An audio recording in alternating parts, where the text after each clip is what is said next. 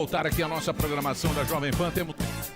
Opa, eu estou aqui, tá dando um pequeno bizil aqui, eu não sei o que é, mas tudo bem. Vamos lá, porque o Dr. Zeballos está aqui com a gente, médico formado pela Escola Paulista de Medicina, ele está sempre participando com a gente, sempre vem antecipando, falando sobre a pandemia, a gente está no momento crítico agora, e Dr. Zeballos já falou aqui, dois caras aqui que sempre falaram antes, Dr. Zeballos e Samidana.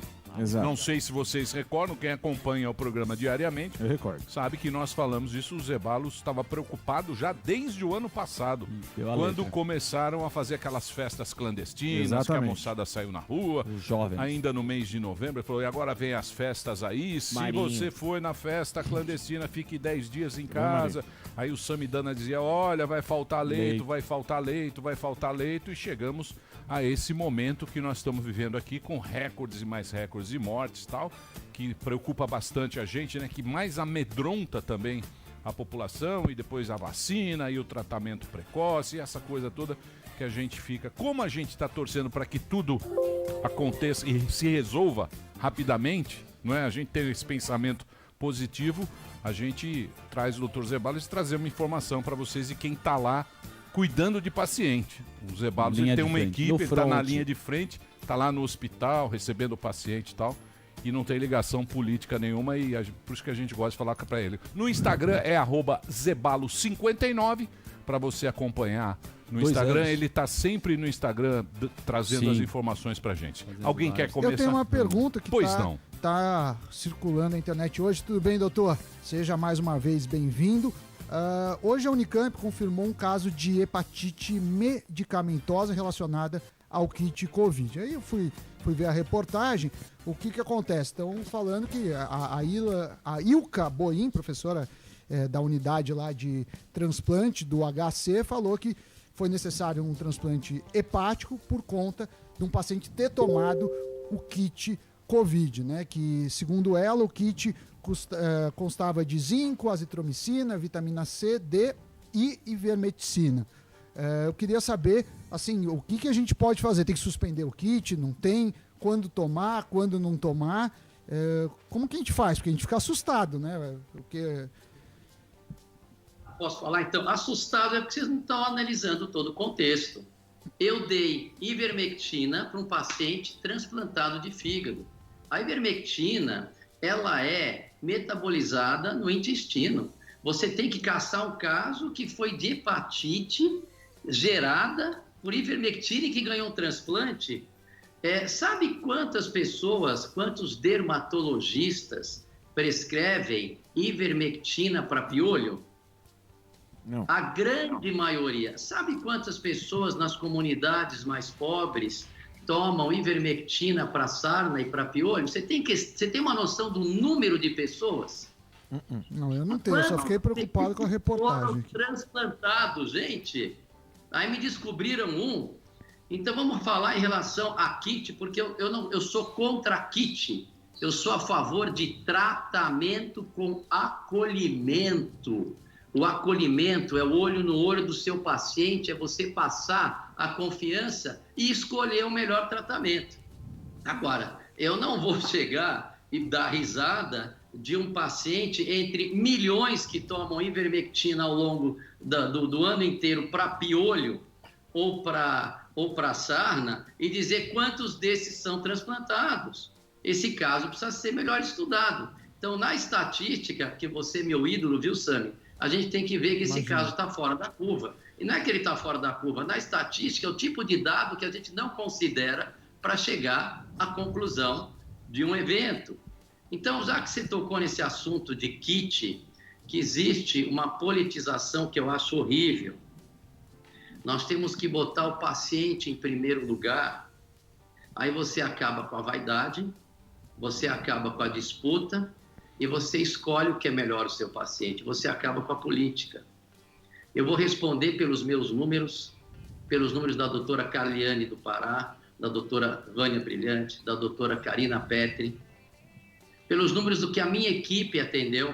Teve um boom, o Emílio tem razão, eu avisei o Carnaval das Clandestinas, eu atendi do dia 15 de fevereiro até o dia 28 de fevereiro, eu atendi 87 casos. Do dia 1º até ontem, eu atendi 487. Não é coincidência vir depois do carnaval. E eu sou obrigado a admitir que, lógico, que as baladas que você espalha jatos de aerosol contaminados, mas esse vírus, ele tem sim um índice de transmissão 2,5 vezes maior que a outra. E se não recebe tratamento, morre gente mesmo. Vamos falar um pouco de kit. Eu sou contra kit, eu sou a favor de tratamento individual. No entanto, lá atrás, quando saiu um estudo que mostrava em tubo de ensaio, isso é antigo, que a ivermectina, ela agia em alguns receptores e diminuía a replicação viral in vitro. E aí existe uma polêmica de alguns estudos que mostram que isso não é reproduzido nos casos com estudos robustos e randomizados. Tem um estudo de meta-análise que é eu não vou dar bola para estudo neste momento, eu vou dar bola para o meu paciente, não causando malefício, que esse é o princípio da medicina, é você não causar malefício para o seu paciente. Você está no dia a dia. Eu vou dar um exemplo clássico, que as pessoas falam que o berço da ciência é no mundo ocidental. Aqui no Brasil tem um colega, o Flávio Cadejani, que acabou de publicar um trabalho maravilhoso. Quando eu fui atrás da corticoide, os estudos falavam que aumentava a replicação viral por uma análise mal feita dos estudos. Ninguém foi ver o que aconteceu com quem tomou corticoide naqueles estudos. Eles tinham aumento de replicação viral, mas tinham uma melhora clínica. Agora, eu nem vi esses estudos, eu recebi o estudo do brilhante Marcelo Amato e vi que diminuía a mortalidade. Meu paciente estava para ir para o tubo, eu dei pela primeira vez no mundo ocidental corticoide, baseado no que eu percebi que era uma doença inflamatória. Isso chama-se observação clínica do médico que está na beira do leito. Boa. Ô, Zeballo, eu fiquei falando sozinho durante 3 meses, até saírem os estudos que provavam. Então, vamos na observação. Sami, se acharam um caso de hepatite por ivermectina, você pega esse caso, ele é um caso que na estatística a gente elimina da curva. Porque não é isso que eu dou. Por exemplo, eu analiso, eu já tive acho que pelo menos uns 1.500 casos, eu não parei para contar, eu tive só 7 perdas, dessas 7, 5 morreram com Covid, mas não de Covid, 2 morreram de complicação de respirador e foram pessoas acima de 70 anos, em mais de 1.500 casos que a gente já viu ao longo desse ano. Então a gente tem uma estatística que vale a pena os colegas, e não sou só eu, vale a pena os colegas observarem o que eu estou fazendo. Eu não quero impor tratamento para ninguém, eu quero entender que alguma coisa que eu estou fazendo está adiantando. Talvez seja o corticoide na hora certa, talvez seja isso, talvez não esteja associada, mas tem alguns estudos com a nitaxosamida, que é Anita, com a ivermectina e até com a cloroquina, que eu não uso não porque eu sou contra, mas é porque eu acho que você não tem que encher o paciente de remédio na primeira pode dar gastrite, pode vomitar e você tem que ter um controle. Eu acho que é importante você controlar a inflamação no início. Então, eu sou contra kit. Você não pode tratar a medicina que nem você faz McDonald's. O tratamento é individual, ele é humano. E se você quer saber, nós temos que observar os resultados que nem observei no corticoide lá atrás, fiquei falando sozinho.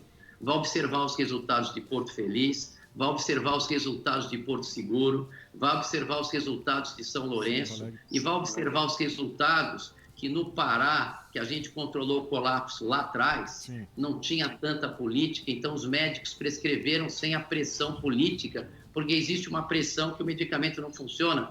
Eu não sei se esse remédio funciona ou não, eu sei que a gente montou uma estrutura e que se eu dar o corticoide na hora certa, ele ajuda, mas vamos observar por que Búzios negativou, vamos ver o que aconteceu lá.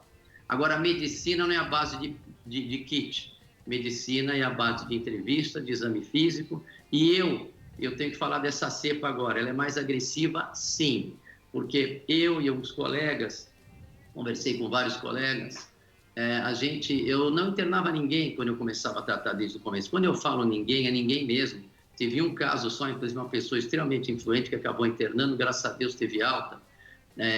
Foi muito complicado, mas graças a Deus deu tudo certo. Mas naquela época você não interna ninguém, todo mundo eu tratava em casa. Qual é a vantagem disso? Onde eu me baseei isso? na solução do colapso do Pará, e eu trato todo mundo em casa, ainda estou tratando. Só que agora, não é todo mundo que responde 100%, eu tenho que internar pelo menos 2%. Desses quase 500 que eu vi agora, nessas primeiras 3 semanas, eu tive que internar uns 10. Estão todos respondendo ao tratamento, porque eu estou usando uma outra estratégia, de novo, baseada na observação, baseada em como funciona essa doença, que é uma vasculite sistêmica. Ficou claro para mim o mecanismo dela. O vírus se quebra, ele vai nos vasinhos, inflama os vasinhos, coagula os vasinhos do pulmão, não respira, coagula os vasinhos do sistema nervoso, dá alterações neurológicas, na grande maioria das vezes leve, mas é uma doença, é uma vasculite. Por conta disso, entrou um paciente no meu consultório que tomava um remédio justamente para vasculite, ele não teve falta de ar nenhuma, com 75% do pulmão tomado. Na observação, eu falei, aí tem coisa. Fui ler os editoriais de uma revista Lancet, não estou sozinho nessa observação, nós estamos em guerra de novo com essa epidemia. Fui dormir essa noite às 4 horas da manhã, porque fui ver 25 casos em 3 hospitais que eu estou atendendo, estou abraçando o mundo, mas vai passar. E o que acontece é o seguinte, eu estou em época de guerra, estou fazendo de comum acordo esse medicamento e estou evitando um monte de gente que vá para o tubo, que às vezes não responde tão bem como respondia com a cepa anterior. Mas é importante que se diga que é hora de parar de brigar, é hora de olhar o paciente em primeiro lugar e ver por que os outros locais estão dando certo. Isso que é importante ver. Então, esse caso de hepatite, você sabia que não existe estudo robusto, randomizado, mostrando que a ivermectina cura piolho? E nem assim o pessoal não fica proibindo as pessoas de prescreverem remédio para piolho. Mas é dose única, não é? Sarna e piolho, eu acho que é dose única. O problema mais grave, pelo que eu entendi, eu não sou médico, é no uso mais contínuo, como o caso da Covid. É muito observador e você só acrescenta, Sami. Agora, a dose que a gente prescreve são doses prescritas pelo medicamento e não é só em dose única. Às vezes tem que fazer 2 doses na semana no piolho. E agora, se você fez esse comentário para a gente ver a relevância da toxicidade... Não, toxicidade eu levantei Claro, não, mas você está preocupado. Eu preciso informar quem está nos assistindo. Quem prescreve dermatologista, ele sabe quantos pacientes ele teve de transplante hepático. Pergunta para qualquer um dermatologista. Ele não teve. Quantas vezes eu tratei pessoas simples, que às vezes a gente ajuda, que vai no consultório, e nunca teve. Ô Zebalo, isso, você sabe que eu preferia falar? Você já esclareceu a gente aqui, que é um negócio que a gente está vendo.